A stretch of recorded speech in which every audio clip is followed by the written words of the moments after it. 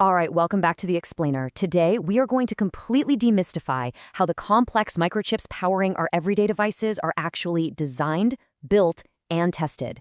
If you've ever looked at your smartphone and wondered how millions of components somehow fit into a piece of silicone the size of your fingernail, well, you're in the right place. Today, we're stepping into the shoes of a microelectronics engineer. Here is our roadmap for today. Number 1, the world of VLSI. 2, meeting the Microwind tool. 3, designing a CMOS inverter. 4, building a NAND gate. And 5, testing and validation. Let's jump right in. Section 1, the world of VLSI.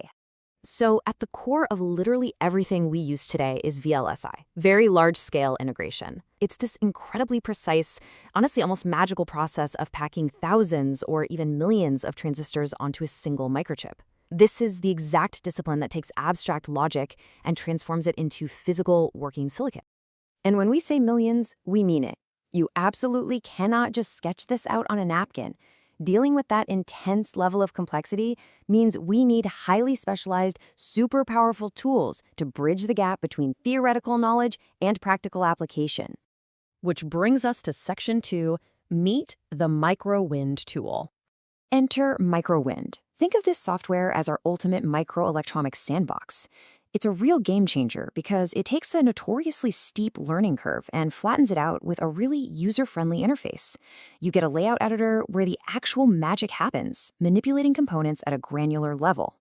Add in real-time analog and digital simulations, plus this automatic design rule check, and you basically have the whole shebang for designing chips from scratch.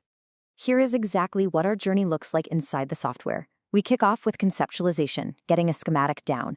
Then we jump right into layout design, placing our transistors and wires. From there, we simulate the environment to test performance, optimize our resources to boost speed or lower power, and finally, verify the whole layout against incredibly strict manufacturing rules. All right, Section 3, designing a CMOS inverter. Let's actually build something. We fire up Microwind and set our environment to a CMOS 90nm 6-metal copper process. By default, the software gives us a 5 lambda scale, but we need absolute pinpoint precision. So we zoom way in until the distance between the reference dots on our screen is exactly 1 lambda. To put that into perspective, at these nanometer scales, a single strand of your hair would literally look like a giant redwood tree. Now, to build a CMOS inverter, we need both a P-type and an N-type transistor. But here's the catch. The default black background on our screen represents a P-type substrate. We can't just slap a P-type diffusion directly onto it. So first things first, we have to lay down an N-well foundation. We draw out a nice 16 by 24 lambda N-well to safely house that P-type transistor. Right inside that newly created N-well, we draw our P-type diffusion, precisely 4 by 12 lambdas. Now, design constraints are strict here. We have to leave exactly 6 lambdas of breathing room on all sides between the diffusion and the edge of the N-well. Once that's locked in, we move down to the main P substrate and draw an identical 4 by 12 N-type diffusion for our second transistor, making sure it stays at least 6 lambdas away from the well above it. Okay, this is where it gets really fascinating, creating the gates themselves. We lay down polysilicon vertically right through the center of our diffusions. This polysilicon has to be exactly 2 lambdas wide, and it needs to extend 3 lambdas above and below the active material. Then we add these purple metal contacts on the sides. Why? Well, if you look at a cross-section, the metal is actually floating in a layer above the substrate. These purple contacts physically pierce down through the layers to connect the metal to the silicon underneath. Finally, we wire it up. For an inverter, the input goes to both gates, so we link the polysilicon of both transistors together to form a common input. Let's assume the right side is our drain. We tie the P and N drains together with metal to create our output node.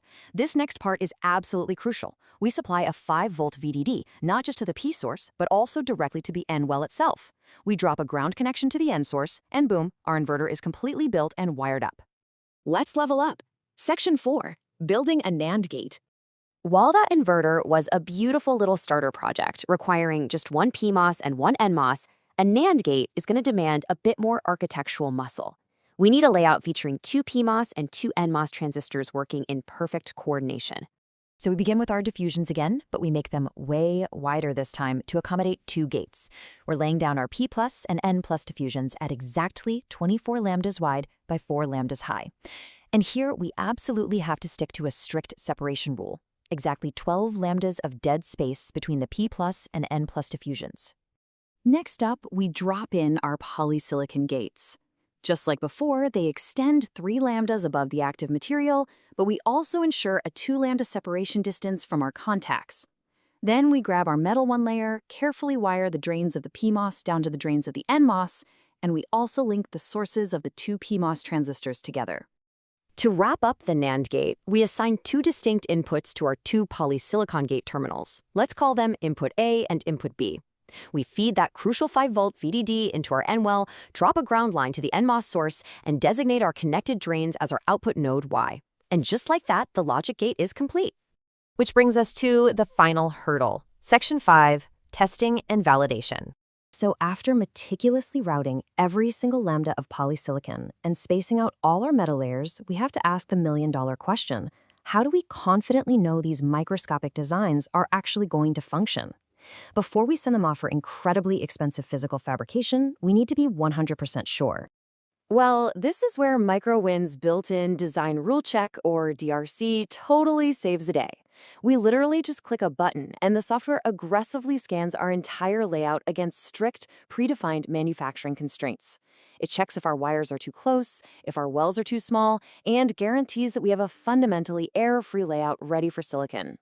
And then we get the ultimate payoff, real-time simulation. We can literally watch the signal flow right through the design we just drew. For the inverter, the waveform perfectly flips. Green input goes high, output drops low. And for the NAND gate, the timing diagram proves out its specific logic beautifully. The output signal only drops low when both input A and input B hit high at the exact same time. It works perfectly. This whole process just perfectly showcases the power of the tool.